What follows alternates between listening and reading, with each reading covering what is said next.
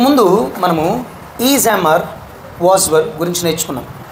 ఇప్పుడు మనం చేయబోయే విషయం ఏంటంటే ఈ ఈజ్ యామర్ని మన క్లాస్ రూమ్లో ఎలా వాడచ్చు, ఎలా ఉపయోగించవచ్చు అనే విషయాన్ని మనం తెలుసుకున్నాం.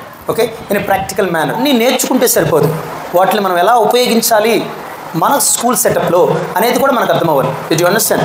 That is the purpose I actually called these 4 students in front of you to the front. Okay, వాళ్ళని ఎందుకు పిలిచానంటే దీన్ని ఎలా ప్రాక్టికల్గా చెప్పొచ్చు అనే విషయాన్ని. Okay, so now listen to me very carefully. See, for example, if I was your class teacher, వీళ్ళ class teacher నేను అనుకుందాం. ఓకే, సో నేను క్లాస్ టీచర్ అయితే నేను బయటకు వెళ్తూ ఒక పని చేశాను. ఏమంటే ఈ అమ్మాయిని లీడర్గా ఉంచాను. What is your name? Chidvija. I appointed Chidvija as the leader.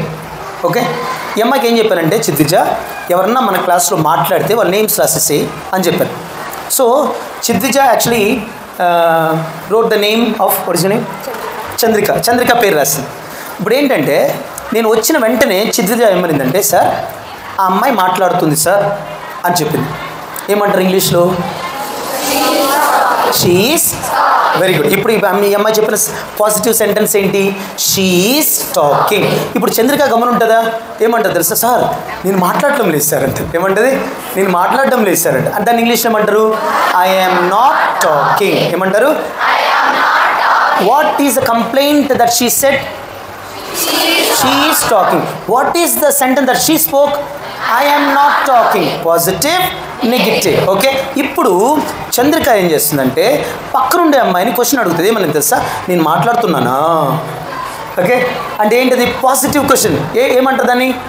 am I talking? ఏమని అడిగింది? am I talking? చూసారా? all the 3 questions, all the 3 sentences now. She said positive. What is that positive sentence? She is talking. And she said negative. What is the negative sentence? I am not talking. And she asked the question. What is that positive question? am I talking? ఏంటిది? am I talking?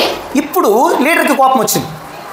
ఈ అమ్మాయి కోపం వచ్చి ఏమైందంటే, ఈ అమ్మాయి మాట్లాడడం లేదా అని అమ్మాయిని అడిగింది. Did you understand? ఈ అమ్మాయి మాట్లాడడం లేదా? What is that question? Negative question. ఈ అమ్మాయి అంటే ఈ అమ్మాయి మాట్లాడడం లేదు. ఇంగ్లీష్ ఏమంటారు? ఏంటది? Is she not talking. చూసారా? 4 sentences we have done it. Okay, so what is the first positive sentence that she spoke? She is. What is the negative sentence that she spoke? I am not. What is the positive question that she asked her? Am I? What is the negative question that leader asked her, this girl? Is she not? అంటే ఇప్పుడు ఏమర్థమైంది మనకు? మనం నేర్చుకున్న positive, negative question, negative question, all these 4 sentences we could use in the classroom setup. అర్థమైందా? So వీటన్నిటిని కూడా మన క్లాస్ రూమ్ సెటప్లో వాడుకోవచ్చు. We can use them. So అందుకే నేనేమంటానంటే మనం ఏం నేర్చుకున్నా ఆ నాలెడ్జ్ని అప్లై చేసుకోవాలి. We should apply that. ఇప్పుడు ఇంగ్లీష్ నేర్చుకున్నాము, నేను సప్లై చేశాను, మీకు ఇన్ఫర్మేషన్ సప్లై చేశాను. మీరు నా ఇన్ఫర్మేషన్, నా సప్లైకి మీరు రిప్లై ఇచ్చారు. If you don't apply, what will happen? Understand? I supply, you reply, and if you don't apply, waste కదా. సో మనం నేర్చుకున్న ఏ ఇన్ఫర్మేషన్ అన్నా మనము ప్రాక్టికల్గా అప్లై చేసుకుంటే that gives you proper results. Okay, give them a big round of applause. గట్టిగా